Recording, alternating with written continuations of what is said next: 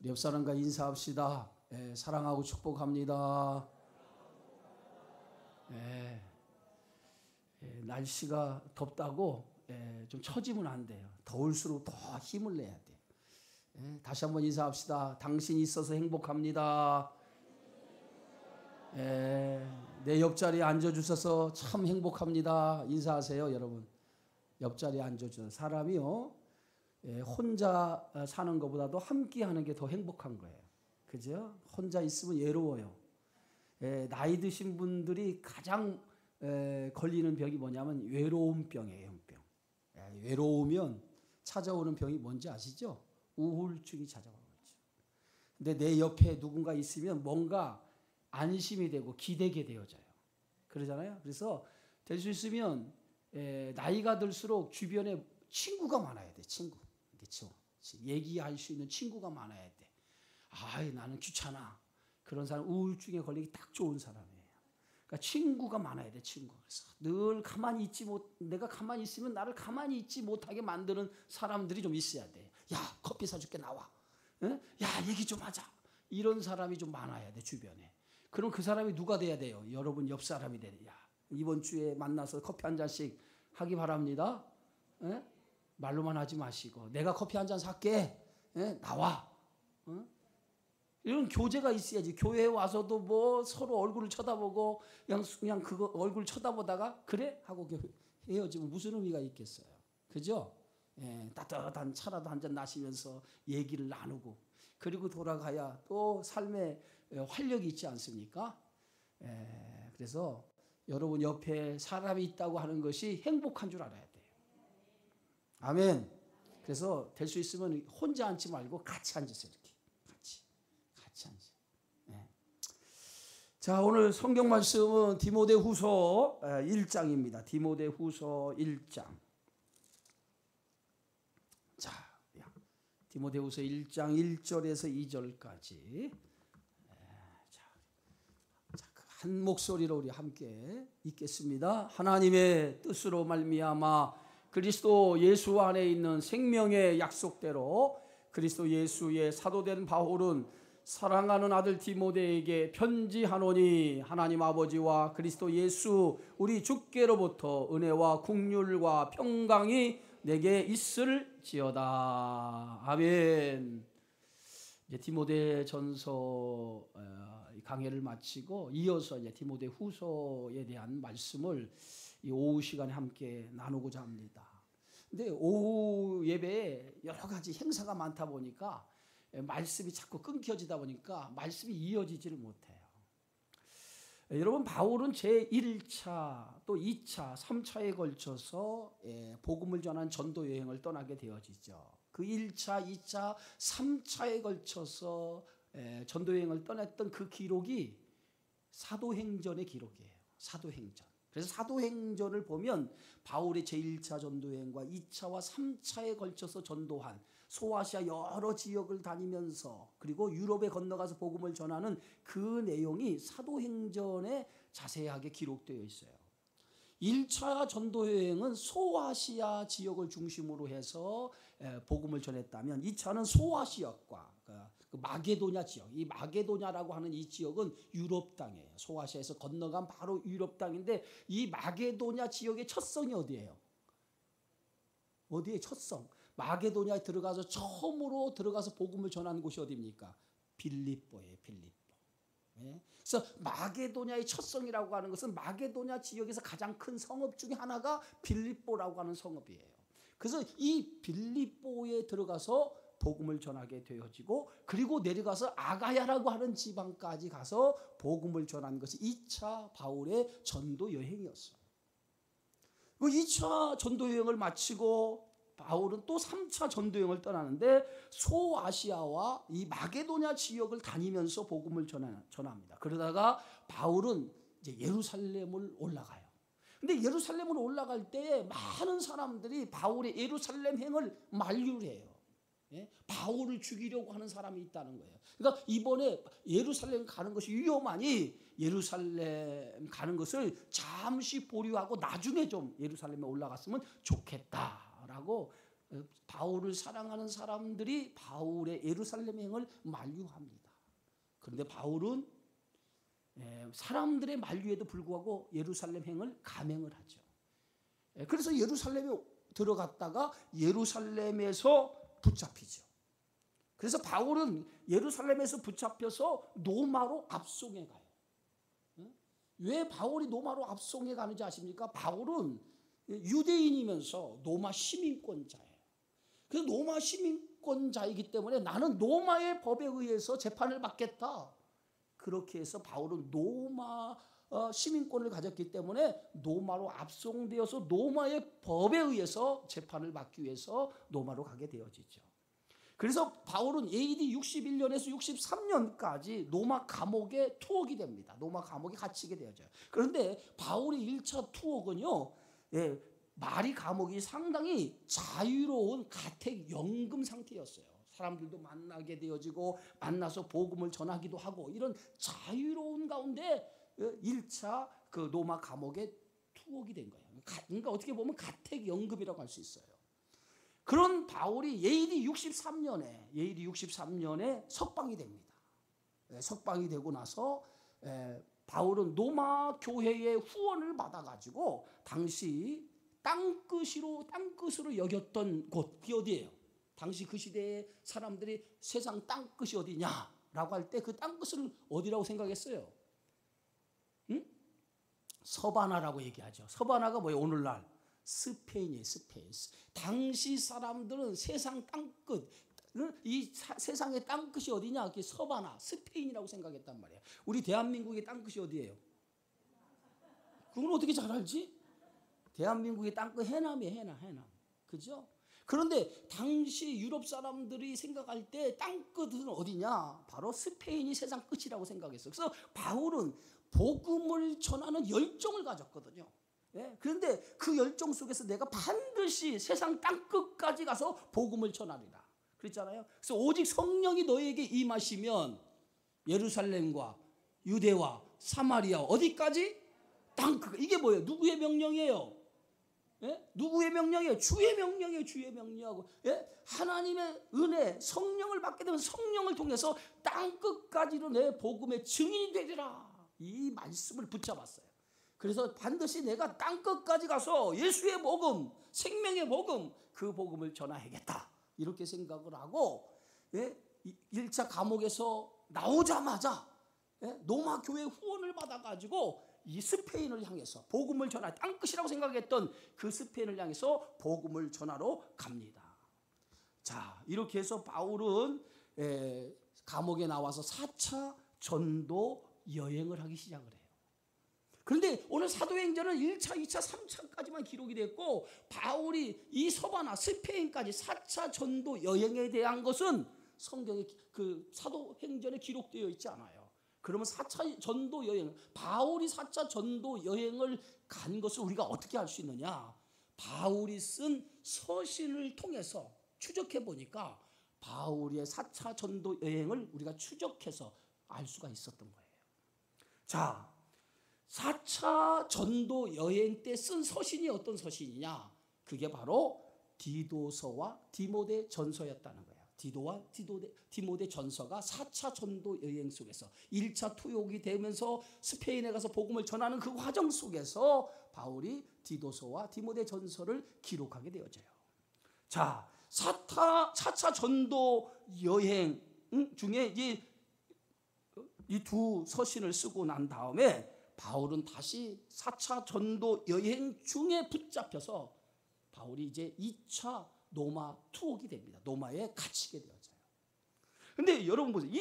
바울이 2차 로마에 감옥될 때는요, 아주 1차는 비교적 자유로운 환경 속에서 가택연금 비슷한 곳에서 감옥 생활을 했다면 2차 투옥은 차디찬 감옥, 로마 차디찬 감옥에 갇혀가지고 지하 감옥에 갇혀가지고 손발이 착고에 채인 채 자유롭지 못한 상태로 완전히 구금된 상태에서 로마 2차 감옥에 투옥이 돼요.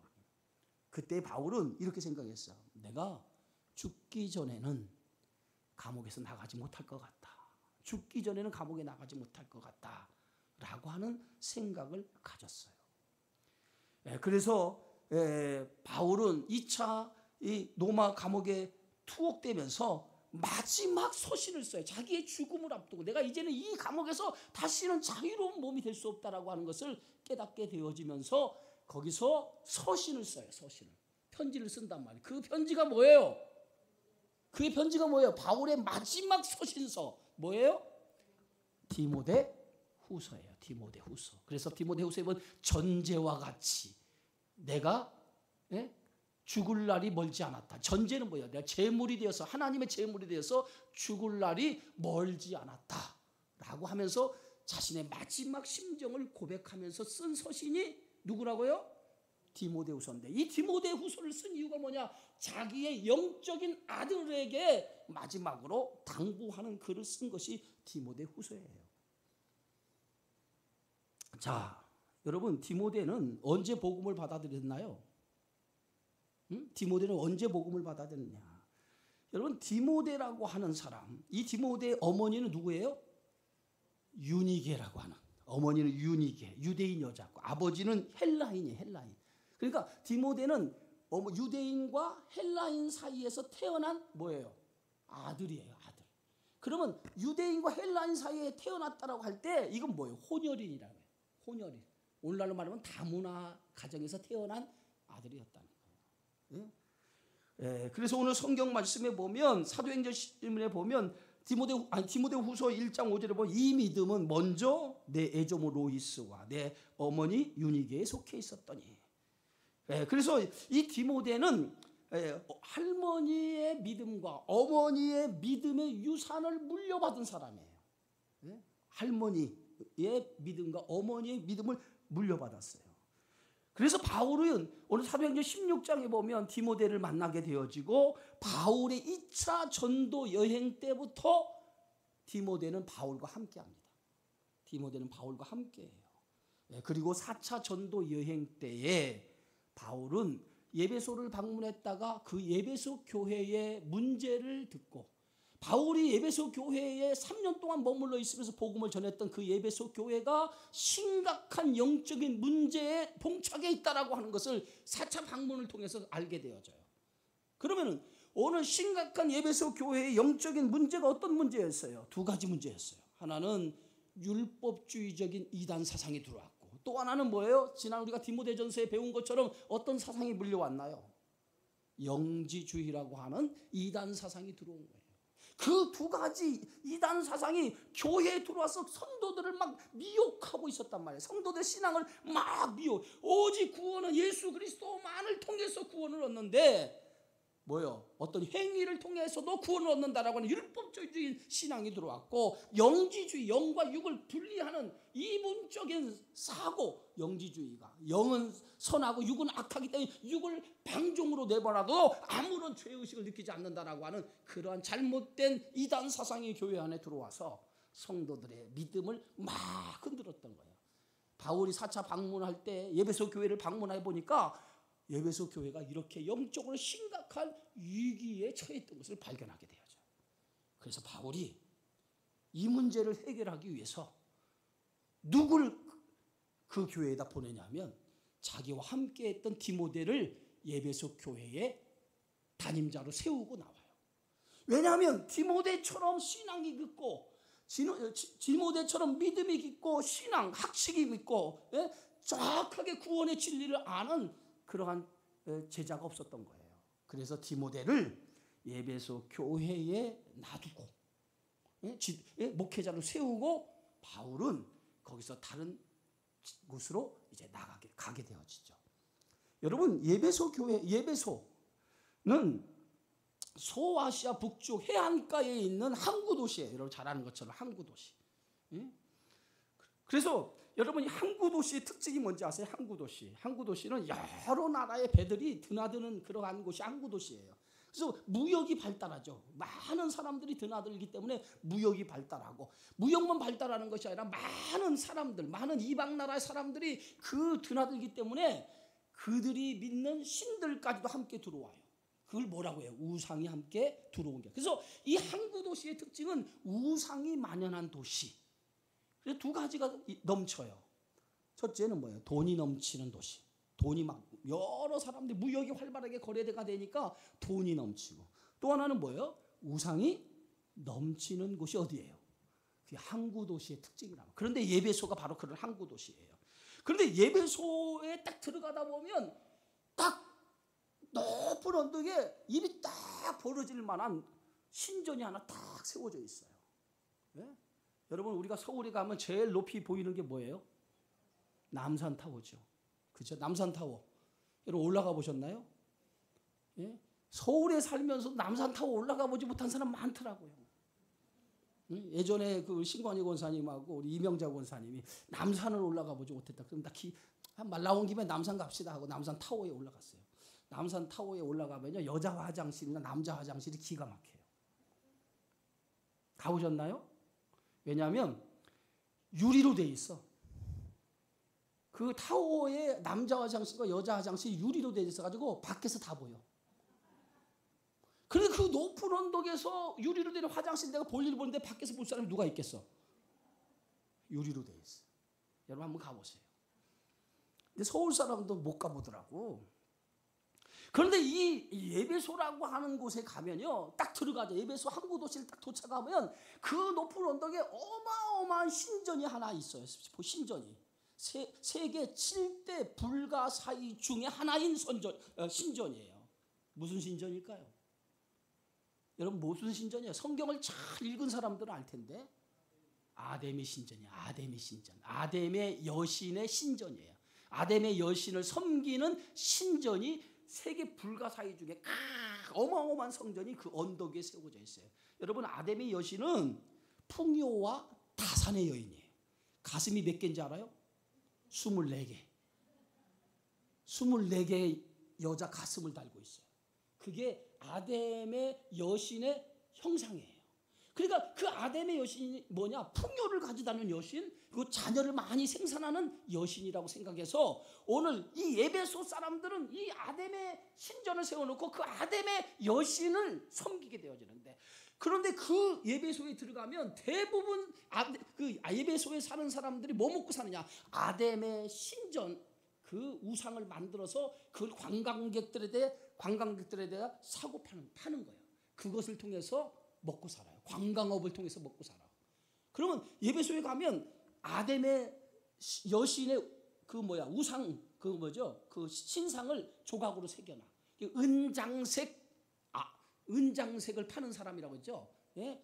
오늘 성경에 보면 거기에 데메드리오라고 하는 사람이 은장색을 파는 사람이라고 했어요. 그러니까 그렇게 은으로 조각을 해가지고 만든 그 아담의 여신의 신상을 만들어 팔고 아담의 신전을 또 형상을 만들어 가지고 팔아먹다. 관광업이에요. 예?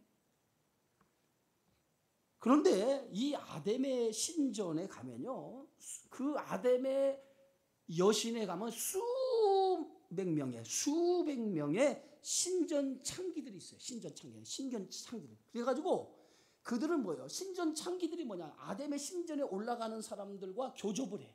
성적인 음란 행위를 한단 말이에요. 그 음란 행위를 통해서 뭐예요? 그들이 뭐예요? 다산, 풍요를. 그게 뭐냐면 신전 창기들의 모습이에요.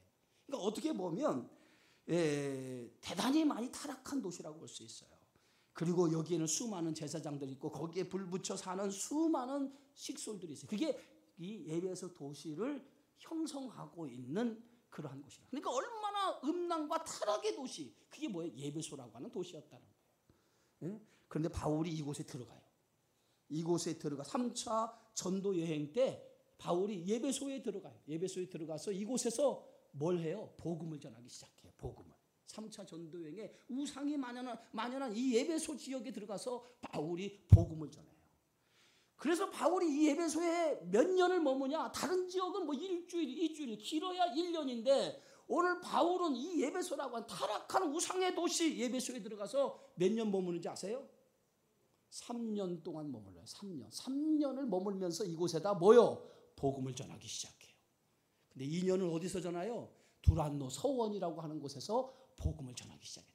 그래서 탄생한 교회가 무슨 교회예요? 그게 예배소 교회예요. 예배소 교회. 그런데 이 에베소 교회를 바울이 4차 전도 여행에 이제 방문을 했더니 심각한 문제가 있었던 거야. 심각한.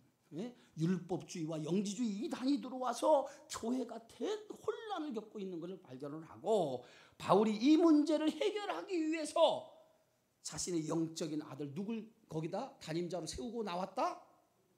누구를? 디모데를 세우고 나온 거예요. 그래서 이 에베소 교회에 누가 담임이 된 거예요? 디모데가 담임이 된 거예요. 그리고 바울은 에베소 교회에 디모데를 남겨두고 어디로 갑니까? 마게도냐 지역, 빌립보 지역, 그 마게도냐 지역을 가서 빌립보에 머물면서 두 사람이 생각이 난 거예요. 빌립보에 머물러 있으면서 두 사람이 생각이 난 거예요. 그 두 사람이 누구냐면 한 사람은 그레데 섬에 남겨둔 제자 디도가 생각났고 또 한 사람은 에베소 교회 그 심각한 문제가 있던 그 교회에 목회자로 남겨둔 디모데가 생각이 나서 거기에서 이들을 위해서 펜을 들어 서시는 편지를 쓰기 시작하는데 이 편지가 디모데 전서와 또 뭐예요? 네? 디모데 전서와 뭐야? 디도. 그레데 섬에 남겨둔 제자 디도를 위해서 쓴 편지가 디도서. 이게 두 개의 편지를 어디서 쓴다? 마게도냐 빌립보라고 하는 지역에서 썼다는 거예요. 정말 여러분 아멘 하세요 좀. 이게 도대체 무슨 얘기인가? 성경은요 여러분들이 좀 알고 봐야 성경이 재밌어요. 성경을 여러분이 알지 못하고 그냥 보면 재미가 없고 그 시대적인 상황과 그때의 그 상황을 알고 보면 성경이 재미있는데 알지 못하고 보면 여러분이 좋아하는 문구만 좋아해. 예? 뭔지 아세요? 그게 그런 것만 좋아한다. 그러나 성경을 읽다 보면 그 성경에 흐르는 맥을 다 알고 이해하다 보면 성경에서 흐르는 이것 때문에 바울이 이런 고충을 당했구나, 이런 아픔을 당했구나, 여기서 이런 마음으로 오늘 이렇게 얘기했구나. 그걸 이해하게 되면 그게 은혜가 되는 거예요. 근데 그냥 하고 그렇게 들으면 안 돼. 그냥 입을 쫙 벌리고 맛있다 하고 들어야지. 여러분 제가 설교를 하는데 여러분들의 얼굴을 다 보니까 하나도 맛없는 모습으로 지금 이 설교를 듣고 있는 거예요. 맛이 없다. 그러면 설교하는 사람이 설교한 맛이 나겠어요? 여러분 맛없어도 맛있다고 해줘야 돼. 응? 아멘 좀 해봐요. 가만히 있지 말고 아멘 하고 좀. 응? 제가요 우리 지방에서 사경회를 할 때 사경회 강사로 제일 인기 있는 강사예요. 여러분 모르죠? 응? 왜 인기 있는 강사인지 아세요? 사경회에 들어오는 사람들이 제가 이 강해를 하면 너무 재미있대요. 왜냐하면 이 사경회라고 하는 건 성경을 가르치면서 공부하거든요. 사경회에 들어오는 사람들은 너무 재미있대요. 이런 얘기를 들어보지를 못했대. 근데 우리 교회들은 내가 늘 이 강해를 통해 성경 전체에 대해서 얘기해 주잖아요. 은혜인 줄 알아요. 아멘. 네? 이렇게 바울은 에베소에 두고 온 디모데가 생각나서 이 빌립보라고 하는 도시에서 두 개의 서신을 썼다. 그게 뭐라고요? 디모데 전서와 디도서를 쓴 거예요. 자, 그리고 나서 4차 전도 여행 가운데에 사도 바울이 붙잡혀서 2차 로마 감옥에 투옥이 되는데 2차 감옥에 투옥이 돼서 쓴 서신이 뭐라고요? 아까도 얘기했죠. 그게 오늘 우리가 보는 디모데 후서. 바울의 뭐요? 맞아. 13권의 편지를 썼는데 13권을 우리가 서신서라고 하는데 13권 중에 마지막으로 쓴 책이 뭐라고요? 디모데 후서다. 바울은 4차 전도 여행 중에 이제 1차 투옥이 되고 풀려나서 이제 4차 전도 여행을 떠나는데 우리가 그 4차 전도 여행인 것은 사도행전에 기록되지 않았기 때문에 바울의 그 서신을 통해서 추적해 보는 거예요. 바울은 1차 로마 감옥에 투옥되었을 때에 골로새 교회, 내가 감옥에서 나오면 골로새 교회를 방문하겠다고 그래요. 골로새 교회를 골로새 교회에 누가 있어서 방문하겠다고 했을까요? 골로새 교회에 사람을 만나기 위해서 방문하겠다는 거예요. 그럼 골로새 교회에 유명한 사람이 누구예요? 예? 빌레몬과 오네시모예요. 여러분들이 빌레몬이 누군지 또 모르나요? 성경에 보면 빌레몬서가 있어요, 없어요? 이 빌레몬서가 있어요. 근데 이 빌레몬의 종이 누구야? 오네시모야, 오네시모. 오네시모가 당시 빌레몬의 종인데 골로새 교회의 지도자인 이 누구요? 예? 누구요? 빌레몬. 예? 빌레몬의 그 종이 오네시모인데 그 빌레몬 교회의 헷갈리네 나도. 그 지도자, 지금 빌레몬이라고 하는 종의 오네시모인데 이 종이 주인의 그 노예가 도망쳐버린 거예요. 재산을 훔쳐가지고 도망간 거예요. 예? 그래서 바울이 그 오네시모, 빌레몬이라고 하는 사람의 재산을 훔쳐서 종인데 종이 도망가서 그 종이 붙잡힌 거야. 그래가 로마 감옥에 갇힌 거야. 근데 로마 감옥에서 누구를 만나냐면 바울이 오네시모를 만난 거야. 오네시모를 만나서 오네시모에게 이야기를 다 들어보니까 이 사람이 누구야? 골로새 교회의 빌레몬의 종이었던 것을 알게 된 거야. 왜 알겠어요? 그래서 빌레몬에게 편지를 해놨어. 내가 당신의 종 오네시모라고 하는 사람이 감옥에서 만났는데 이 사람이 전에 당신의 종이었더라. 그런데 종이 당신의 재물을 훔쳐가지고 도망쳐서 지금 감옥에 갇혀있는 나와 함께 있다. 근데 이 사람이 뭐요? 내가 전한 복음을 듣고 회개했다는 거예요. 회개했다는 거예요. 그러니 너그러운 마음으로 뭐 해달라? 용서해달라. 그게 뭐야? 빌레몬서예요. 그래서 바울이 이제 골로새 교회를 방문하겠다는 거예요. 방문하겠다는 거예요. 내가 어디에 감옥에서 풀리면 방문하겠다는 거예요. 그래서 4차 전도회, 다시 얘기해서 1차 감옥에 풀려났을 때 약속한 대로 골로새 교회를 방문을 해요. 그리고 나서 예배소를 다시 방문을 합니다. 예배소를 방문해서 예배소 교회에 아까 얘기한 것처럼 침투한 이단의 심각성을 알고 디모데를 예배소 교회에 남겨두고 배를 타고 어디로 가냐? 북쪽에 있는 마게도니아, 아까 얘기했죠? 빌립보, 당시 유럽으로 건너가서 거기서 디모데와 디도를 위해 편지를 쓰고 나서 서편으로 건너가서 서남쪽 니고볼로라고 하는 지역으로 갑니다. 이게 뭐냐면 아가야 지방이에요. 여기서 디도를 불러 그레데설에 남겨놓은 디도를 거기서 불러가지고 디도와 함께 겨울을 함께 보내요. 그게 뭐냐면 AD 66년 말경이에요. 겨울을 보내고 67년 초에 바울이 고린도에 다시 가요. 고린도로 갑니다. 예? 그리고 오늘 디모데후서 4장 20절에 보면 예라스도라고 하는 사람을 고린도에 주고, 오늘 한번 찾아봅시다. 우리가 디모데후서 4장 20절. 자, 성경을 보세요, 여러분.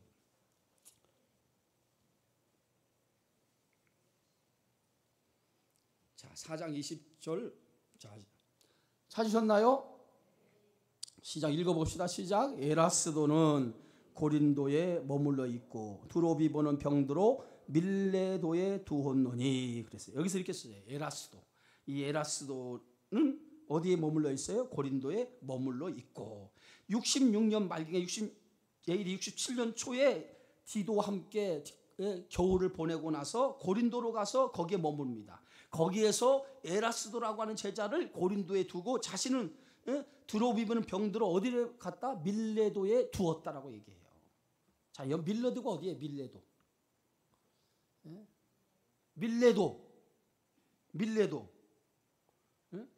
자, 여러분, 이 마이크 좀 넣어줘요.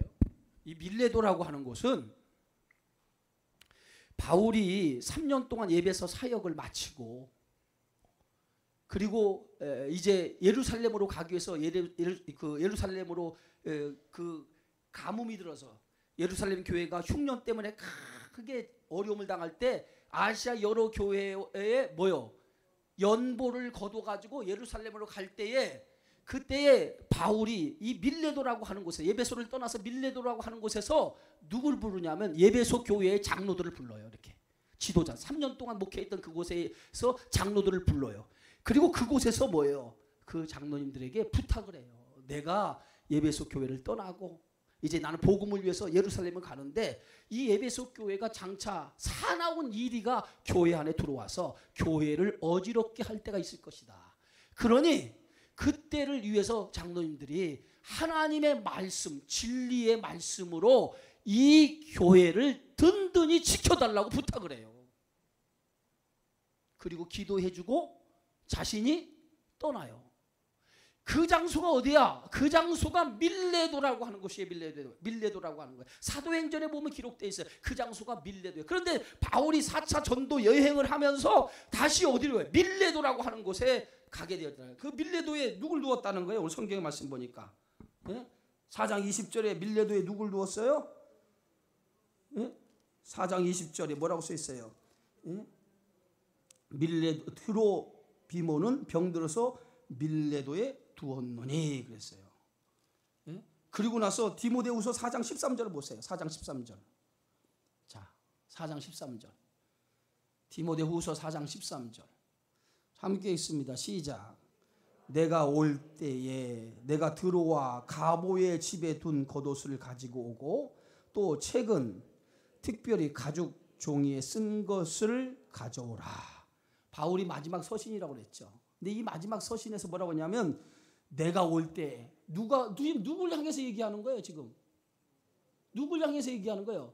자기의 영적인 아들 디모데에게 얘기하는 거예요. 디모데야, 네가 내게로 올 때. 지금 바울이 지금 어디에 있었어? 지금 어디에 있어? 바울이 지금 어디에 있어요? 로마 감옥에 갇혀 있단 말이에요 지금요. 차디찬 로마 감옥에 갇혀 있을 때에 지금 바울이 누가 보고 싶은 거예요? 디모데가 보고 싶은 거예요. 그래서 디모데에게 네가 올 때에 뭘 가져오라? 두 가지를 부탁을 해요. 하나는 뭐예요? 뭘 부탁해요? 하나는 자 드로와 가보의 집에 둔 뭘 가지고 와? 겉옷을 가지고 오고 또 책은 특별히 가죽 종이에 쓴 것을 가지고 오라. 자 그러면 우리가 추적해 볼 수 있어요. 가보의 집, 드로와 가보의 집. 그러니까 밀레도에서 드로와로 바울이 갔다는 거죠. 근데 그 가보의 집에서 바울이 어떻게 됐을까요? 로마 군인에 의해서 체포당했다는 거예요. 체포당했다는 거예요. 그러니까 뭐예요? 자기 겉옷도 챙기지 아니하고 뭐예요?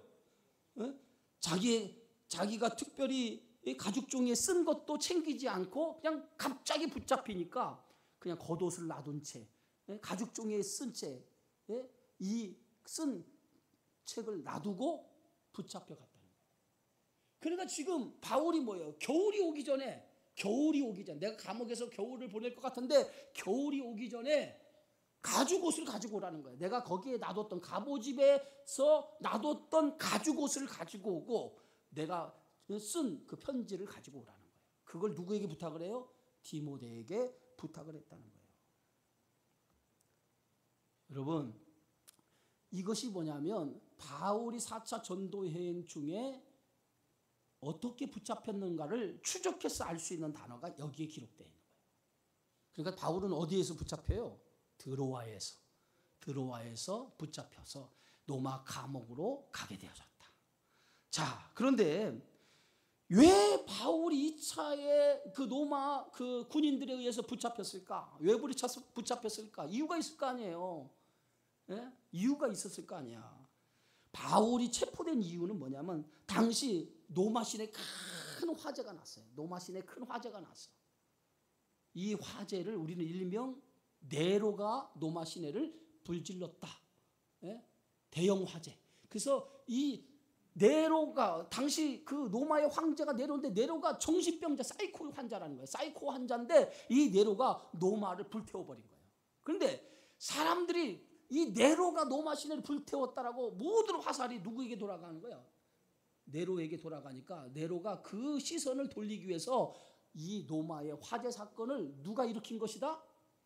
예수 믿는 기독교인들이 로마에 불을 지른 것이라고 그렇게 만들어버려요. 그때부터 기독교인들에게 대박해가 시작되는 거예요. 대박해가 시작돼요. 예? 로마 시내의 화재를 네로가 불질렀는데, 사이코 환자인 그가 불질렀는데, 그 모든 댐태기를 다 누구에게 씌우냐? 기독교인에 뒤집어 씌우면서 그때부터 기독교인들에게 대환란, 대핍박이 시작되는데, 그 기독교인의 복음을 전하는 대장이 누구야? 그게 누구예요? 그게 바울이야. 그게 바울이야. 그래서 바울을 잡으려고 혈안되어 있다가 바울이 어디에 있는 걸 알고? 드로아에 있는 걸 알고 바울을 붙잡은 거예요. 그래서 바울이 붙잡혀가지고 노마로 압송해 간 거예요. 압송되어 간 거예요. 그래서 노마 2차 감옥에 바울이 투옥된 거예요. 여기서 마지막 바울이 감옥에 갇혀 있다가 디모데후서를 쓴 지 몇 개월이 지나서 AD 68년에 노마 시내 밖에서 한 거리에서 목이 잘리면서 순교를 당해요. AD 몇 년? 68년에 디모데후서를 쓰고 얼마 있다가 목이 잘려서 순교를 당하게 되어져요. 자, 바울이 왜 디모데후서를 디모데에게 마지막 서신으로 남겼을까? 왜 바울이 디모데에게 자기의 영적인 아들 디모데에게 마지막 서신을 남겼을까? 이 마지막 서신에서 디모데에게 당부한 것이 뭘까? 두 가지예요. 두 가지. 여러분 잘 들으세요. 다 두 가지예요. 첫째가 뭐냐면 복음을 전하는 사명을 끝까지 감당하라는 거예요. 그걸 당부하기 위해서. 비록 비핍박이 있고 고난이 있지만은 끝까지 복음 전하는 사명을 주신 이 사명을 감당하라는 거예요. 예? 그래서 우리가 디모데후서에 보면 뭐라고 써 있냐면 이렇게 있어요. 8절에 보면, 자, 우리 8절 한번 읽어 봅시다. 자, 1장 8절. 자, 성경 보세요. 1장 8절. 시작. 그러므로 너는 내가 우리 주를 증언함과 또는 주를 위하여 갇힌 자 된 나를 부끄러워하지 말고 오직 하나님의 능력을 따라 복음과 함께 뭘 받으라? 고난을 받으라. 하나님의 능력에 붙잡혀서 그 능력에 따라서 이 복음, 생명의 복음, 이 복음을 끝까지 감당하라는 거예요. 또 하나는 뭐예요? 고난이 따르지만 고난이 뭐예요? 시험이잖아요. 우리에게 당하는 시험이잖아요. 그 시험이 있지만은 그 시험을 앞으로 다가올 많은 시험이 우리 그리스도인들에게 있을 거라는 거예요. 복음을 전하는 자에게 있을 거라는 거예요. 수많은 시련이 복음을 전하는 우리 그리스도인들에게 있을 거라는 거예요.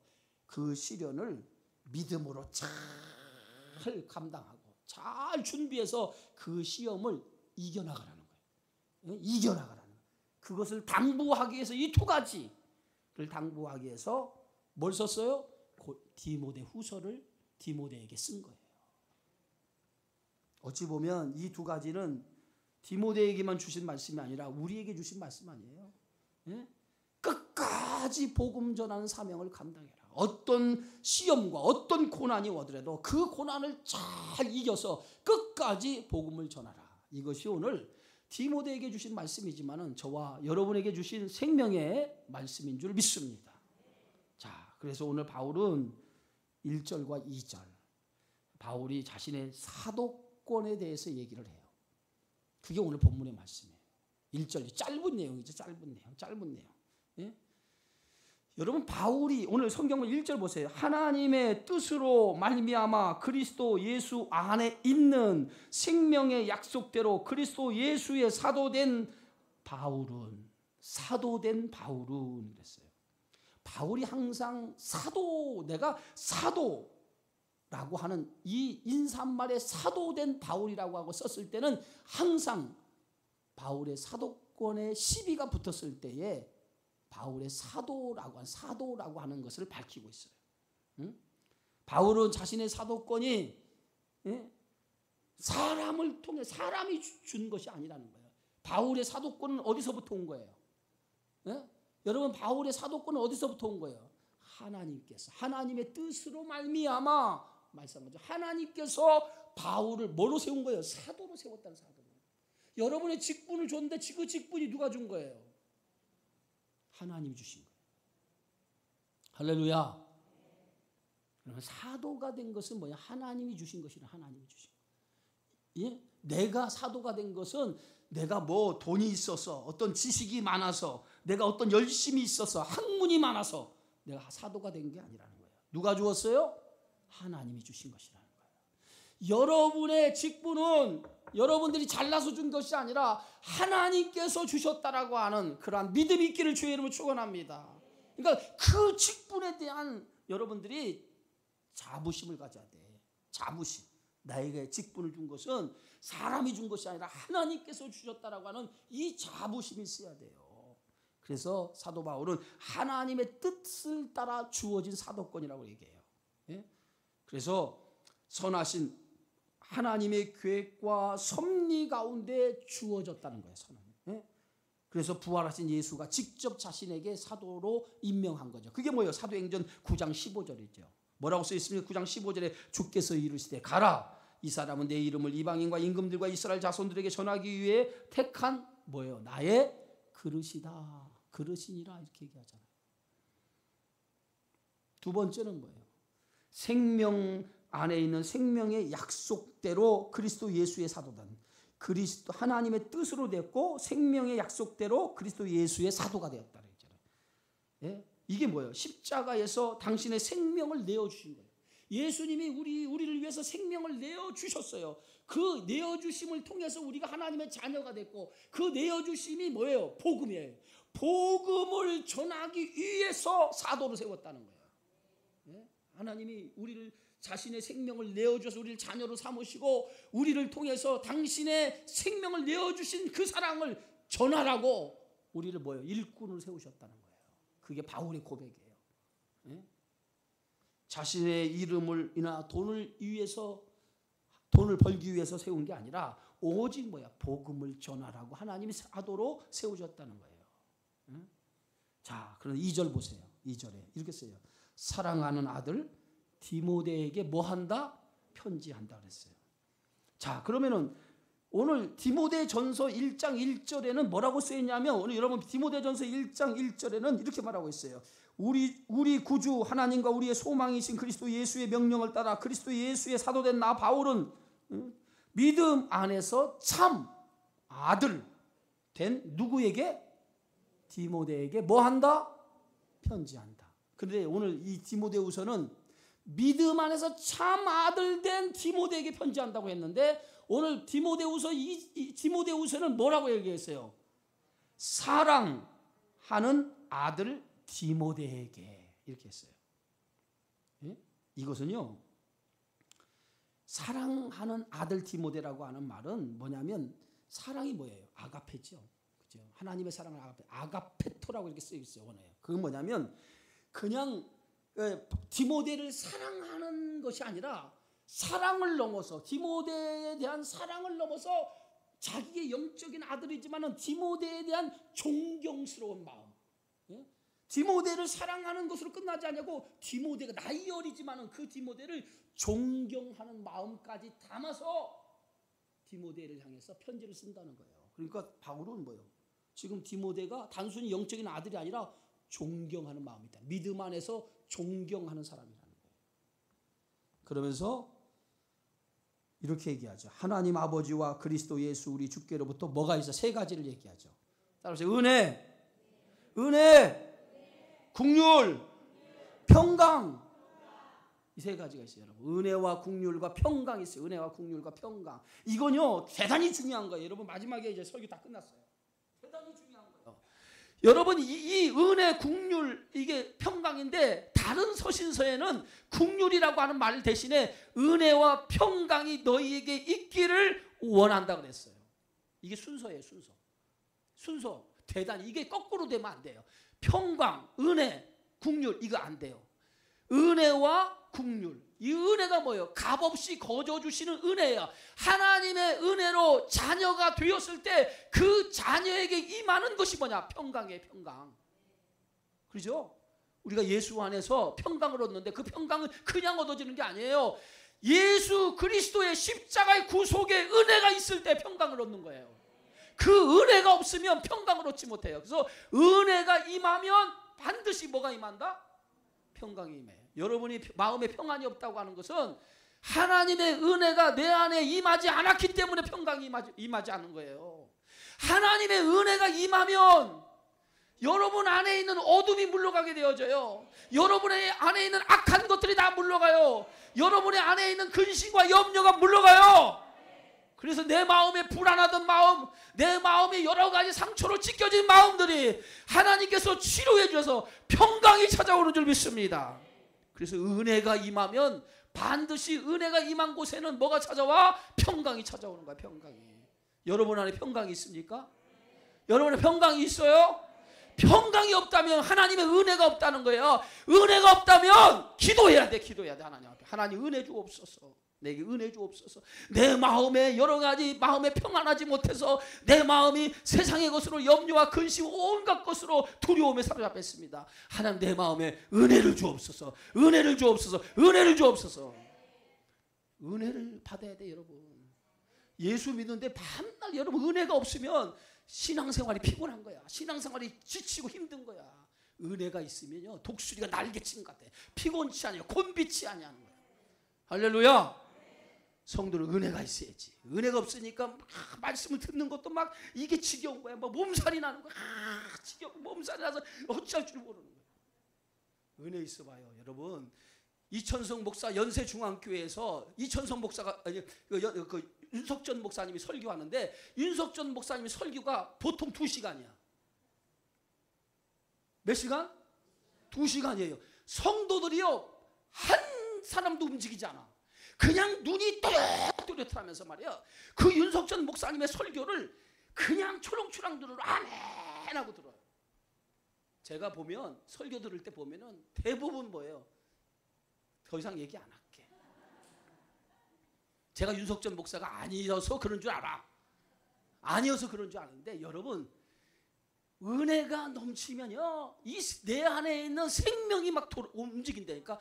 말씀을 듣는 가운데 은혜가 임하면 내 안에 있는 것들이 치유가 되기 시작해. 그게 뭐야? 하나님의 만지심이야.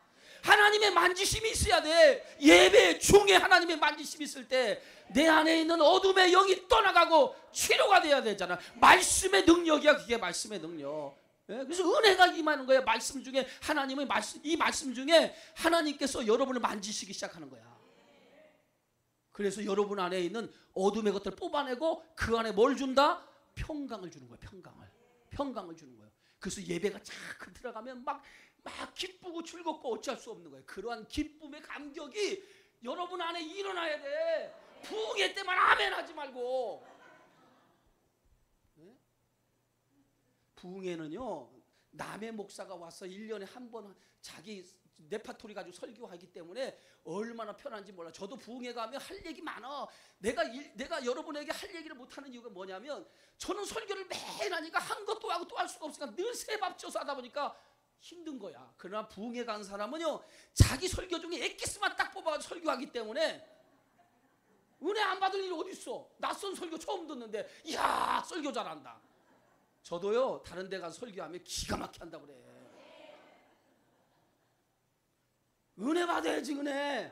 담임 목사가 설교할 때 아멘하고 은혜 받아야 여러분들이 사는 거지. 365일 1년에 52주 새벽기도 또 오후 예배 은혜 받아야지.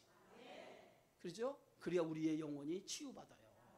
내가 오죽 답답한 목소리 높여가지고 이렇게 소리 내는데 우리 친구 목사가 맨날 전화하면 너는 왜 이렇게 목소리가 쉬었니 그래. 나도 몰라 그래. 나도 몰라. 왜 목소리가 쉬었냐 이거야. 근데 오늘 성경에 뭐라고 써 있어요? 은혜와 하나가 더 들어갔어. 국률. 그 다음에 뭐요? 평강. 왜 국률이 들어갔을까? 하나님의 은혜가 힘입고 하나님께서 나를 불쌍히 여겨줘야 된다는 거야. 불쌍히. 여러분 따릅시다. 하나님 나를 불쌍히 여겨주옵소서. 아멘. 나를 불쌍히 여겨달라고 기도해야 돼. 하나님이 나를 불쌍히 여겨줘야 돼. 거기에서 하나님의 평강이 오는 거야. 그래서 국률이라고 하는 단어가 하나 더 들어간 거예요. 디모데에게 그 인사말로 하나님의 은혜와 국률과 평강이 있을지어다. 여러분 안에 하나님의 은혜와 긍휼과 평강이 있기를 주의 이름으로 축원합니다. 축원합니다. 축원합니다. 기도합시다. 주의 은혜 고맙습니다.